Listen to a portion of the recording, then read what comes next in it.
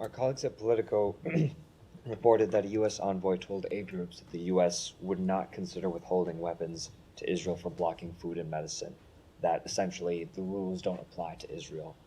Given It's not essential. No, forget what the essentially. That's not at all an accurate representation of her comments. That's no. Sorry. That's what the source. Not all of which were accurately presented in that article. I would say should note, as always with these, you have what becomes a secondhand presentation put into an article. Not all of those comments were in any way accurate. Sure, but was the basic characterization of her describing U.S. I'm not going to speak to a private meeting, but we have always made clear that we are committed to the defense of Israel. We will continue to support the defense of Israel, but we also are going to enforce U.S. law.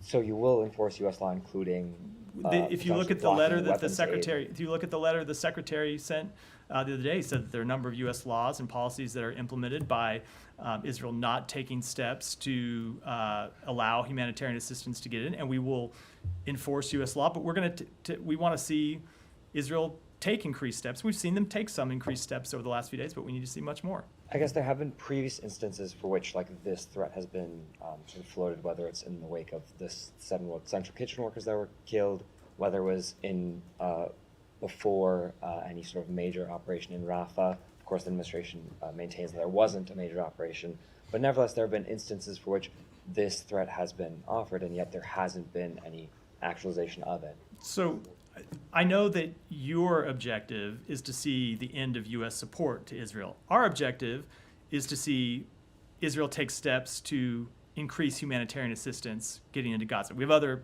steps as well, but that's relevant to the conversation we're having now. And so our engagement with them on this question has been to push them to take steps.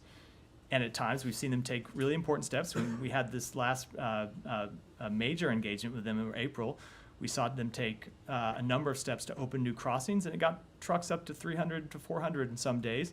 Now we saw significant first stagnation and then backsliding over the last few months, which is why the secretary felt it was important to send that letter this Sunday. To be clear, Sean, my go objective ahead. is not to. My objective is to ask about the U.S. enforcement. I understand, laws. Sean.